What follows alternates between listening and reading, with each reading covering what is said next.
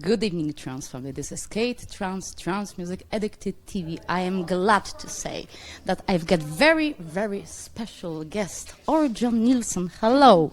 How are you? I am doing great, thank you very much. Almost Christmas. Awesome. Did you buy any presents? No. You don't have present for your daughter?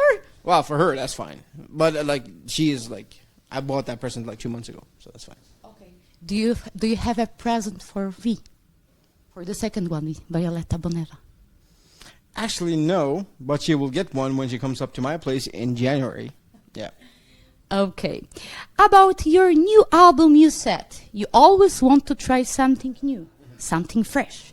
Maybe an idea nobody else thought, or maybe just venture in a whole different world, another genre, just to see what you can learn. This is my new album. The Devil's is in the detail. I look on your sweet, innocent face, and I know that this is a trap. What is devilish about you that you gave that title to your new album? Well, it's not too much about the devil. It's the fact that you will still hear a part of me no matter what track you hear. You will still hear me, which unfortunately everybody thinks now I'm like the devil in the detail, but it's just a saying. It's just a saying, just like you can actually figure out who people are or what's happening with a little detail. That was the meaning of my album, is the fact that people can actually just check it out and they will still figure out that it's me. And I think people did as well. Yeah. Yes, I agree.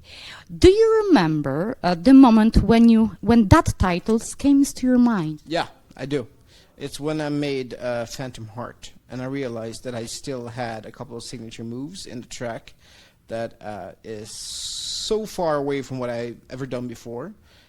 And I just realized, you know what? I actually can hear myself in this track. And then I was like, okay, yeah, that's the track name. Yeah. Okay.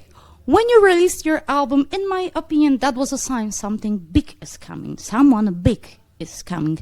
When you gave us No Saint of Me, since that time, I used to look in the mirror and used to talk to myself. Yes, Kate. You can also say to yourself, No Saint of You, Kate. Finally, we got Prism from you. I thought that was an inner transformation, but hell no. Tell me, what is the difference between The Devil's in the Details and the other previous album? Okay, so Prism for me was just it was sort of like a stepping stone. I had a lot of tracks that I really liked, but I think people already realized I was going somewhere else. And trying to do more stuff that I wasn't too comfortable doing because I haven't done that before. So when Devil's in the Detail came out, I was really happy because I had so much stuff. I still had some of my old style in there and everything, but it was sort of like a dare for myself. Just I wanted to try something different, and I realized I didn't want to go too far away from what I was doing, but I ended up doing it anyways. There's so many tracks on there that is really far away from what I'm usually doing, and I loved it. So Prism was sort of like the stepping stone towards The Devil's in the Detail, where I can actually just go nuts, just do whatever I think about, and it was really cool. Yeah. Okay. You said that your music is a journey, so I decided to take a journey with your new album, and boom, first track with the same title. I can tell you, where have you been? Inside of my soul. But tell me, where the hell have you been that you created that masterpiece? Just because I love the first track. Thank you so much. Well, I live in Narnia. I live in a place that's really cold and dark, especially in the winter. And I wanted a place where I wanted club to meet darkness, and where I wanted darkness to meet something not happy, but a way out. So The Devil's in the Detail for me is something I want you to get drawn into the gig. I want you to get drawn into my show. I want you to get drawn into my music, and then just take it down. Give you a false sense of security, and then go back again to the dark side. Because I think sometimes sets go a little bit too mellow, a little bit too cute, and I didn't want cute. I wanted something ugly. because I have so many tracks that is. I wouldn't use the word beautiful, but it's more mellow-minded.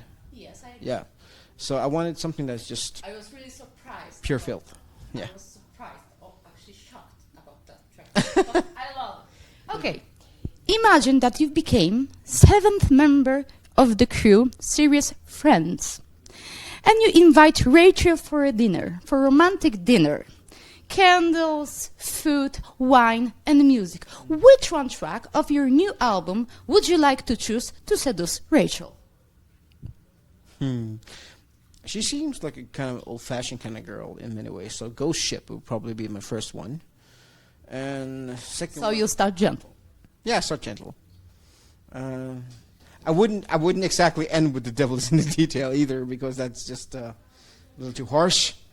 But maybe Kiara in the middle, and then end up with Phantom Heart. Great choice. As a 7th member of Friends, you became a host of House Party. Which one of your track from your new album is gonna be cheeky banger for that night? Cheeky banger. Yeah. Well, I have quite a few, but to be honest, Devil's in the Detail is the one thing that would actually get them going. It would be the one that gets everybody going nuts. And then we can take it down a bit just to chill them out. But yeah, Devil's in the Detail to get them going.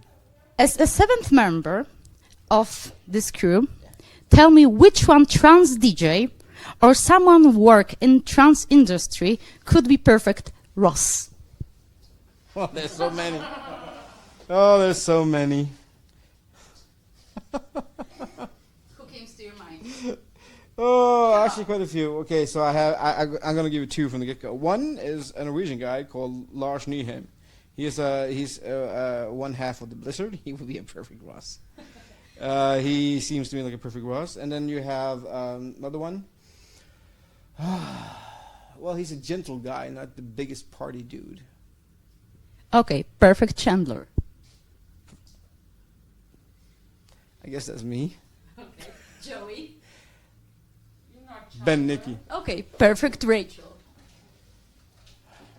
I guess. Rachel. Well, that's the thing. I was going to say Nifra, but she's also sort of like a Monica. So she's in between. Yeah. So perfect Phoebe is gonna be?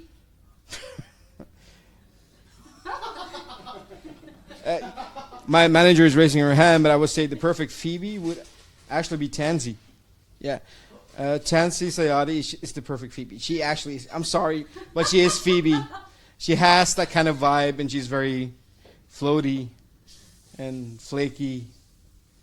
Yeah, Tansy, yeah. Okay.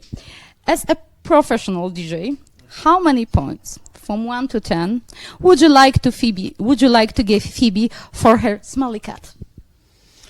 Oh, Smelly Cat is a perfect 10. I love that track.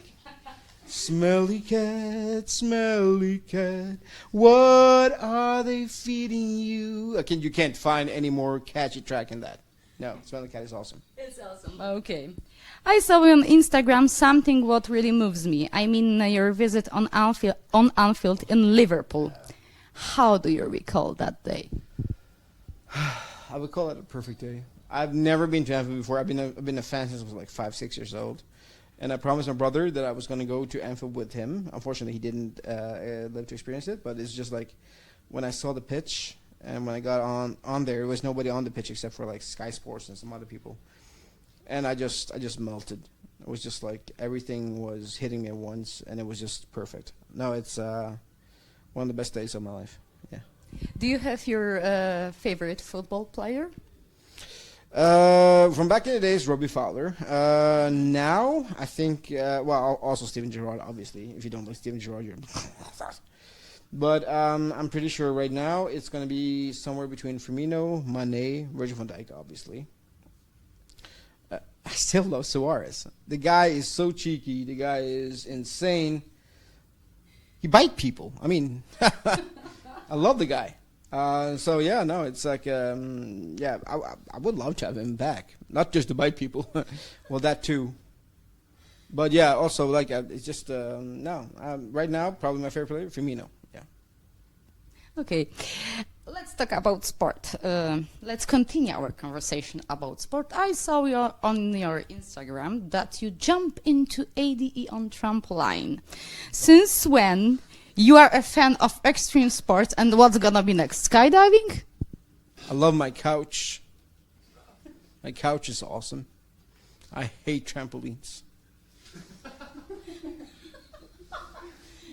My sister is professional instructor of trampolines, so if you need help, just let me know. Can you keep me out of it? I don't want to go on a trampoline. I don't like that. I don't like heights.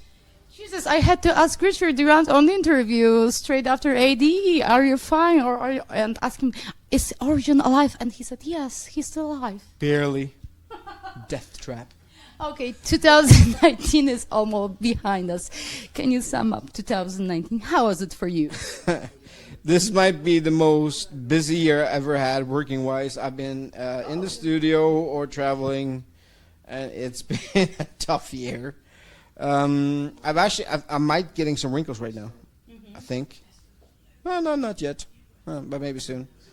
But yeah, no, it's been an amazing year in many ways. But it's also been one of my busiest year. I've made too many tracks in one year. So no, to be honest, it's been a great year. I really hope I don't have that much work next year.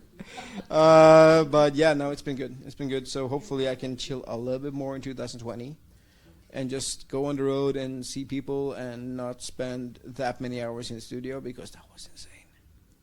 That was tough. Orjan, thank you so much for the interview. All the best for the rest of the year, for Christmas. Thank you so much. Merry Christmas, guys.